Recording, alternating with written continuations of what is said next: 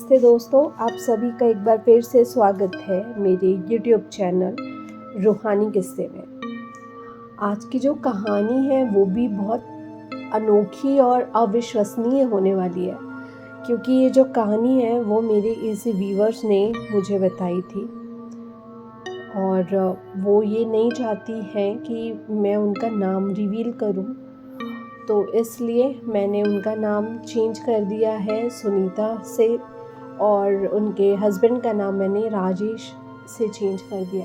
तो सुनीता की ये आप बीती है, तो चलिए उनका किस्सा क्या था वो शुरू करते हैं।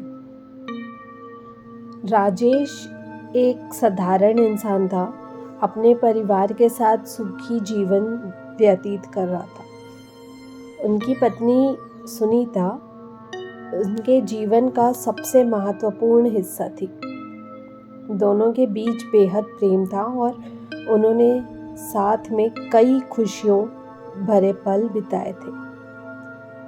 लेकिन एक दिन अचानक राजेश की तबीयत खराब हो गई और कुछ ही दिनों में वह इस दुनिया को अलविदा कह गया।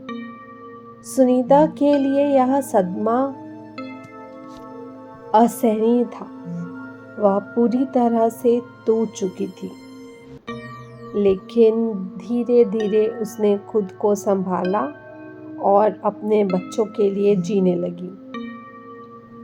राजेश की मृत्यु के बाद भी सुनीता को हमेशा ऐसा महसूस होता था कि वह अकेली नहीं है, जैसे कोई उसे देख रहा हो, हर पल उसके पास हो। उसने कई बार अपने घर में अजीब घटनाएं महसूस की। रात में हल्की सी आवाज़ें, बंद खिड़कियों का अचानक खुल जाना और कभी-कभी एक ठंडी हवा का झोंका जो बिना किसी वजह के आता था।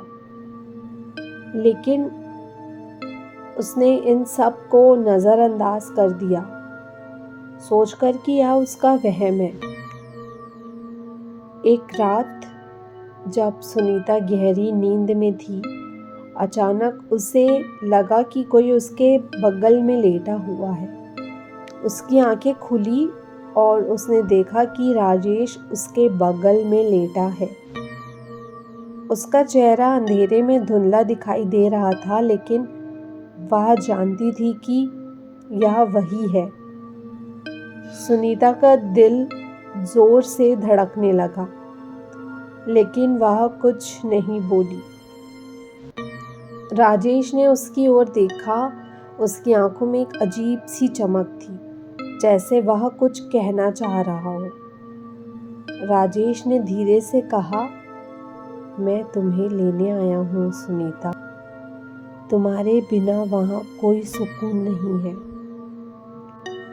सुनीता ने महसूस किया कि उसके चारों ओर की हवा भारी होती जा रही है। वह हिलने डुलने की कोशिश कर रही थी, लेकिन उसका शरीर जैसे जम गया हो। राजेश की पकड़ अचानक सख्त हो गई।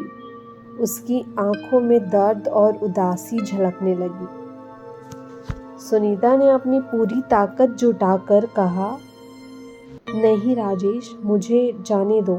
हमारे बच्चों को मेरी ज़रूरत है। राजेश का चेहरा अचानक बदल गया। उसकी आंखों से आंसू गिरने लगे और उसकी पकड़ ढीली पड़ गई।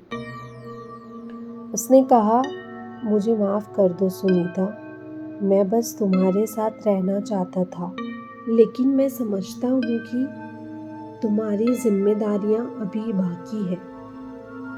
राजेश की परछाई धीरे धीरे धुंधली होने लगी और वह गायब हो गया।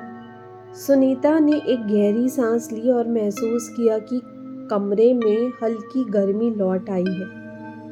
वह जानती थी कि राजेश अब नहीं आएगा, लेकिन उसके दिल में उसकी यादें हमेशा जिंदा रहेगी। अगली सुबह सुनीता ने बच्चों को गले लगाया और सोचा कि जीवन आगे बढ़ता रहेगा। लेकिन कहीं ना कहीं उसकी आत्मा जानती थी कि जब भी वह अकेली होगी, राजेश की छाया उसके पास होगी हमेशा के लिए। तो दोस्तों, इतनी ही थी मेरे एक व्यूअर की आप बीती जो उसने मुझे बताई।